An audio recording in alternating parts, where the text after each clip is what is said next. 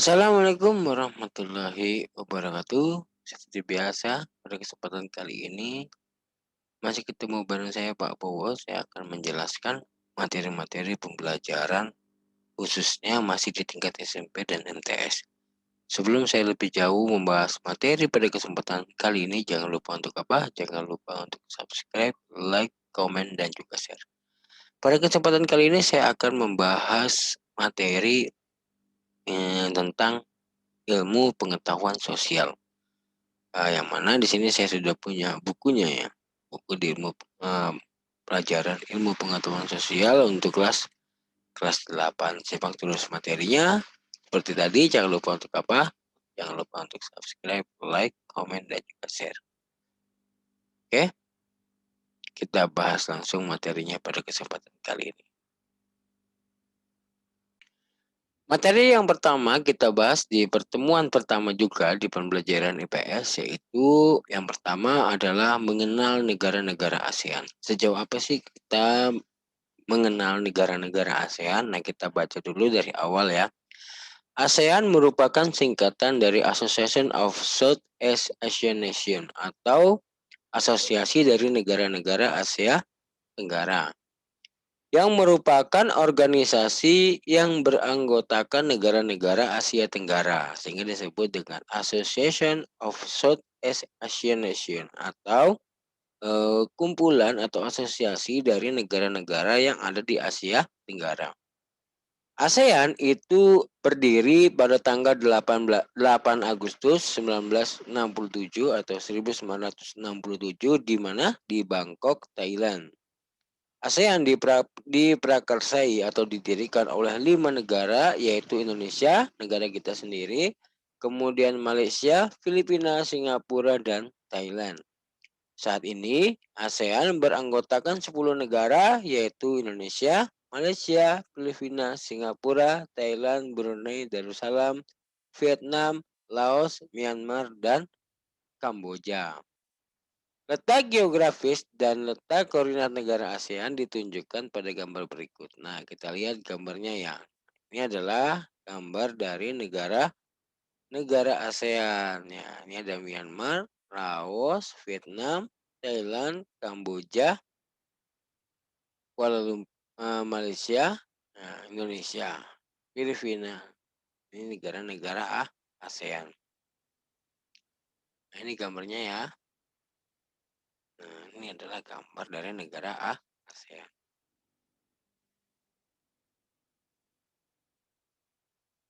Letak geografis negara ASEAN. Letak geografis menunjukkan suatu daerah dilihat kenyataannya di bumi dan dibandingkan dengan posisi lainnya. Jadi yang dimaksud dengan letak geografis adalah letak satu daerah yang dilihat dari kenyataannya di bumi dan dibandingkan dengan posisi daerah lainnya. Jadi dibandingkan nanti dengan posisi daerah lainnya. Negara ASEAN, negara ASEAN sebagian besar memiliki wilayah laut yang luas, sekitar 5.060.100 km persegi. Adapun wilayah daratannya itu kurang lebih 4.817.000 km persegi. Hasil laut memberikan sumbangan yang cukup besar bagi pendapatan masyarakat di negara-negara ASEAN. Jadi hasil utamanya kebanyakan adalah wilayah hasil merupakan hasil dari laut. Misalnya seperti Indonesia sendiri yang merupakan negara maritim atau negara kepulauan. Di antara anggota-anggota ASEAN lainnya hanya Laos yang tidak memiliki laut. Nah, perlu diingat ya. Jadi di antara negara-negara ASEAN lainnya hanya Laos yang tidak memiliki laut. Seandainya nanti keluar daerah ASEAN mana yang tidak memiliki laut, maka jawabannya adalah Laos. Negara saya ya, berdasarkan letak geografisnya, ASEAN terletak di antara 2 samudra dan 2 benua. 2 samudra tersebut yaitu India dan Pasifik, sedangkan 2 benua adalah ASEAN dan Australia. Nah, perhatikanlah gambar di bawah ini. Nah, ini daerahnya. Nah, dibatasi oleh Samudra Pasifik, dan Samudra Atlantik. Nih, Samudra India. Nih, ASEAN terletak di antara dua samudra dan dua benua. Dua samudra itu yaitu Samudra Hindia dan Pasifik. Ini Samudra Hindia dan Samudra Pasifik. Serta dibatasi oleh dua benua yaitu benua Asia dan juga benua Australia.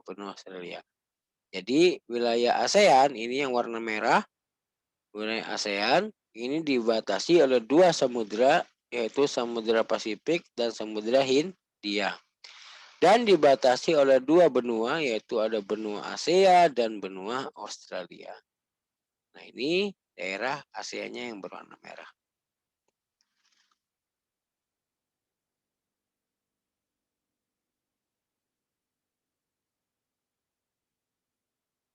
Secara geografis, negara-negara ASEAN memiliki ciri-ciri berikut. Yang pertama, kompak. Kompak itu yaitu berbentuk hampir seperti lingkaran. Contohnya Kamboja. Kemudian fragmented. Fragmented itu terpotong-potong. Ya, daerahnya terpotong-potong atau membentuk kepulauan yang terpisah-pisah. Contohnya Indonesia. Indonesia kan terdiri dari pulau-pulau. Elongated itu memanjang. Contohnya Vietnam. Kemudian ada protruded, yaitu bentuknya lebih kompleks dan beragam. Biasanya terdapat tangan yang memanjang. Contohnya Thailand dan Myanmar. Ini adalah bentuk-bentuk negara ASEAN. Dengan ciri-cirinya yaitu ada yang berbentuk kompak, yang berbentuk setengah lingkaran, ada yang berbentuk kepulauan, misalnya seperti Indonesia, ada yang berbentuk memanjang, dan ada juga yang berbentuk kompleks dan beragam. Kemudian, letak koordinat ASEAN. Letak koordinat ASEAN adalah titik yang berteman pada garis latitude atau garis lintang dan longitude atau garis bujur. Jadi letak koordinat adalah letak suatu wilayah berdasarkan garis lintang dan garis bujur. Letak koordinat sering disebut juga letak astronomis. Nah, letak astronomis adalah letak yang berhubungan dengan garis lintang dan garis bujur. Berdasarkan garis lintang pada peta, sebagian ASEAN terletak di wilayah yang beriklim tropis dan subtropis. Perbedaan ini yang berpengaruh terhadap budaya dan interaksi masing-masing negara, seperti cara berpakaian, bentuk rumah, dan lain sebagainya. Ya, untuk wilayah tropis tentunya memiliki ya pakaian yang mungkin lebih tipis gitu ya. Rumahnya juga banyak tempat udaranya, seperti ventilasinya dan lain sebagainya. Jadi perbedaan iklim itu mempengaruhi ciri budaya, ciri makanan, bentuk rumah dan lain sebagainya.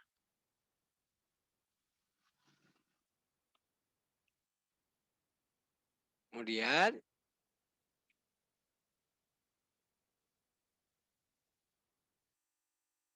selanjutnya kalian akan memahami karakteristik masing-masing negara anggota ASEAN. Nah, ini kita tidak membahas semuanya dulu untuk pertemuan ini, kita sampai membahas di Indonesia saja.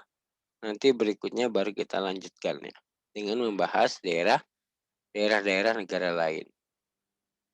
Nah, yang pertama di sini kita bahas negara kita yaitu negara Indonesia. Yang mana Indonesia memiliki bendera merah putih dan lambang negara adalah burung Garuda. Indonesia memiliki nama resmi Indonesia, ibu kota negaranya adalah Jakarta, pemerintahannya Republik, kepala negaranya Presiden, kepala pemerintahannya juga Presiden. Bahasa utama di Indonesia itu adalah bahasa Indonesia. Agama utama adalah agama yang ada di Indonesia itu ada agama Islam, Kristen, Hindu, Buddha, Katolik, dan Konghucu. Bahkan kalau tidak salah, ini mohon maaf, kalau tidak salah sekarang ada 6, yaitu ada aliran kepercayaan. Ya mohon maaf kalau salah ya. Jadi kalau ada 5 agama yang diakui, yaitu ada agama Islam, Kristen, Hindu, Buddha, Katolik, dan Konghucu. Kalau tidak salah sekarang ada 6. Ya, kalau tidak salah ya. ada aliran kepercayaan seperti itu kalau tidak salah. Ya mohon maaf kalau salah ya. Tapi yang biasanya diakui itu ada 5. Islam, Kristen, Hindu, Buddha, Katolik, dan Konghucu. Dari hasil sensus 2010, jumlah suku bangsa adalah 1.128 jiwa. Beberapa contohnya ada bangsa Jawa, ada suku Jawa, Sunda, Batak, Bugis, Sasak, Ambon, Asmat, Madura, dan lain-lain. Jadi Indonesia itu kaya sekali akan suku bangsa. Setiap daerah itu memiliki suku bangsanya. Bahkan satu daerah itu terdiri dari beragam suku dan budaya. Itulah Indonesia, kaya sekali akan kebudayaan. Jumlah penduduknya itu sekitar 255,7 juta jiwa. Itu tahun 2015. Mata uangnya adalah rupiah. Hari kemerdekaannya 17 Agustus 1945 dengan lagu kebangsaan Indonesia Raya. Maskapai penerbangan Indonesia yaitu ada Garuda Indonesia Airlines atau GIA. Bandar udaranya ada Soekarno-Hatta di Tangerang, Kuala Namu di Medan, Adi Sumarmo di Solo, Bandara Internasional Ngurah Rai di Bali, Bandar Udara Sultan Hasanuddin di Makassar, dan lain-lain. Ini beberapa contoh.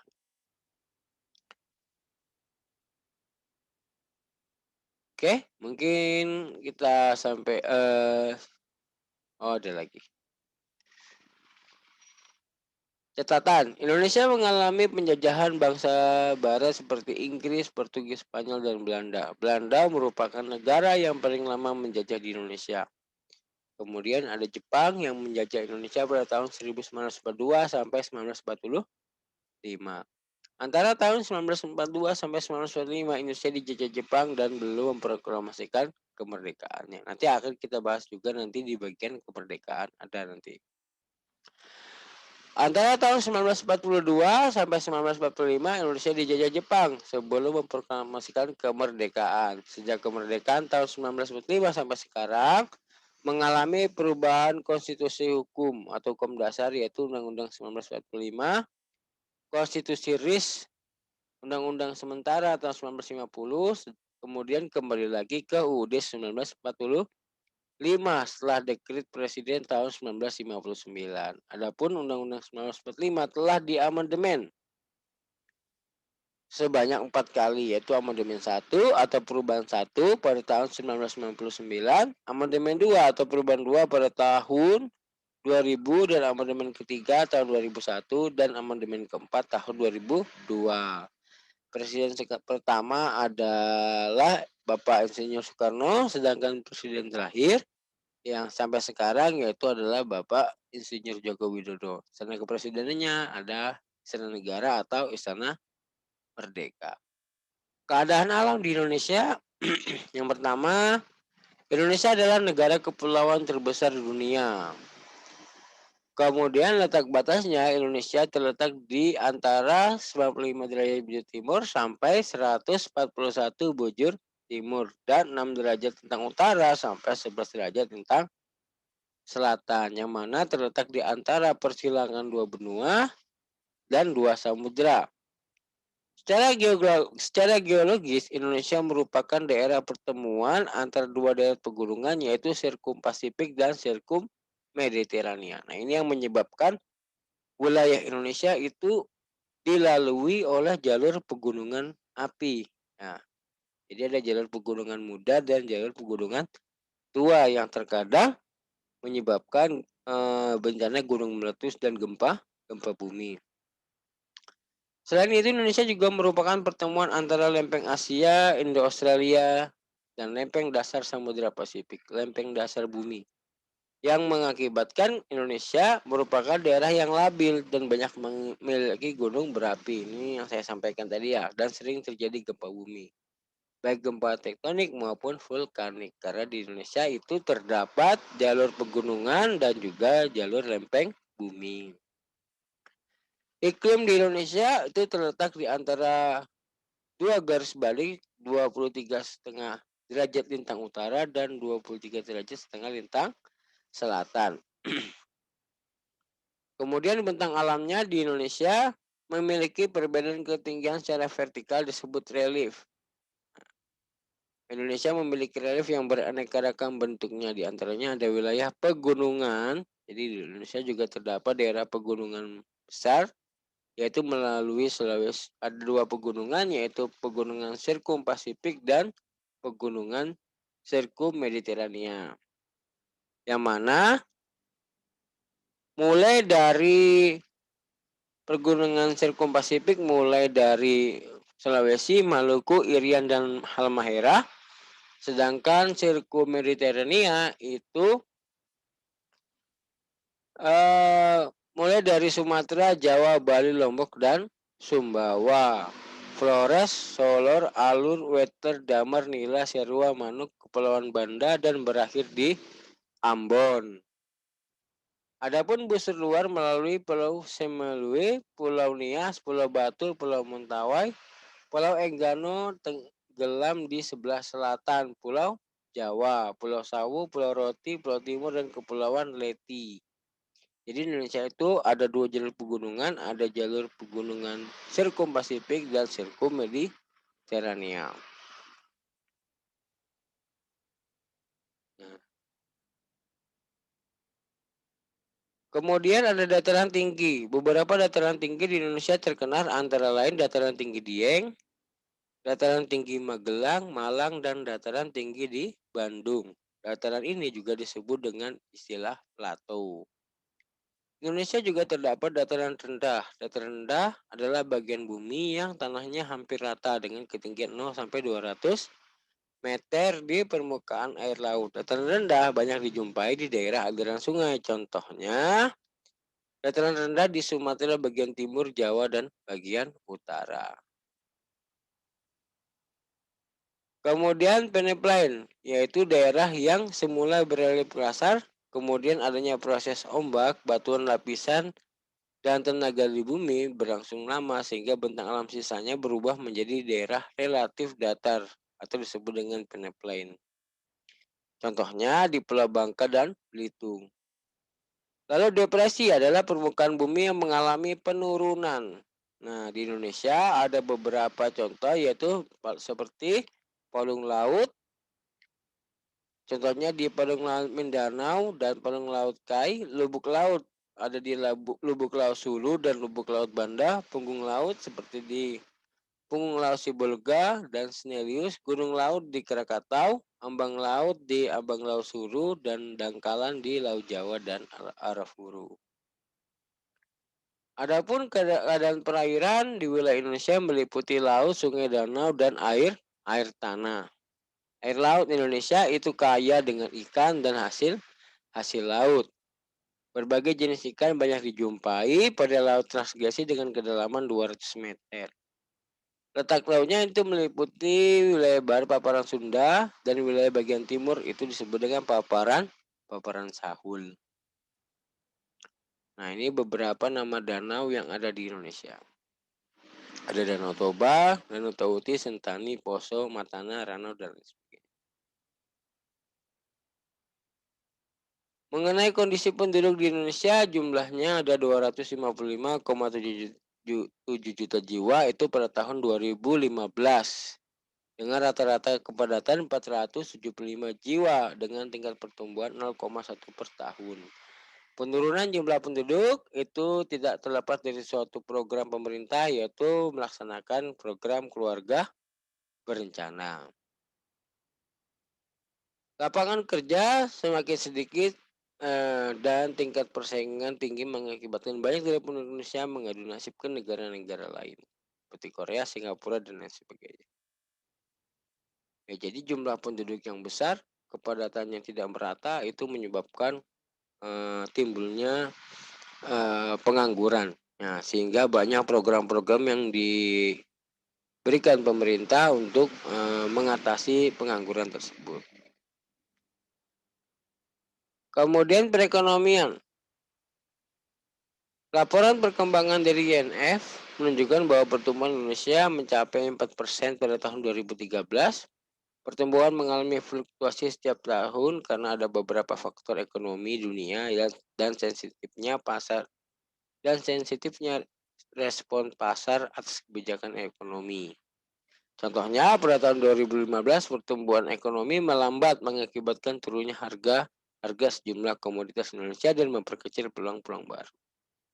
Ekspor utama di Indonesia mengandalkan minyak dan gas serta hasil sumber daya alam barang mentah seperti hasil hutan, yaitu ada kayu, rotan, karet dan lain-lain, kemudian tekstil, pertanian, perikanan. Adapun impor utamanya yaitu perkakas industri, farmasi, kimia, barang-barang elektronik dan juga otomotif. Sumber daya alam di Indonesia itu beragam, ada hasil tambang, pertanian, bahan baku, industri, ada batu bara, timah, biji besi, dan lain sebagainya.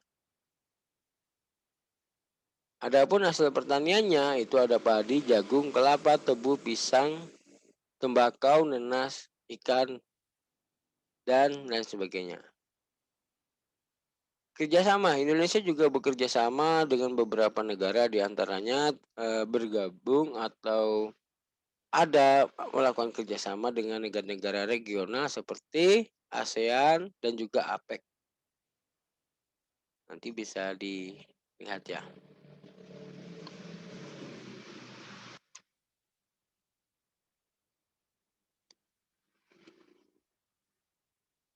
Oke, mungkin sekian dulu pembahasan kita pada kesempatan kali ini. Nah, ini kalau di bagian kerjasamanya. Kerjasama yang dilakukan Indonesia berlangsung secara bilateral. Bilateral itu berarti antara dua negara. Regional itu antar satu wilayah.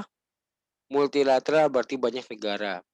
Kerjasama bilateral atau kerjasama dengan satu negara antara lain menitik beratkan pada sektor ekonomi. Contohnya Indonesia mengekspor hasil hutan dan kayu tambang ke Jepang. Jadi kalau bilateral itu berarti kerjasama antar dua negara. Kerjasama dalam kawasan regional, regional di sini berarti dia berada dalam satu kawasan, misalnya ASEAN. ASEAN berarti regional wilayah Asia Tenggara. Kerjasama Indonesia dalam ASEAN meliputi bidang sesuai dengan latar belakang 5 negara dan membentuk ASEAN seperti ekonomi, budaya, pertahanan, dan sosial. Itu ya. Kalau regionalnya Indonesia bekerjasama melalui negara-negara ASEAN.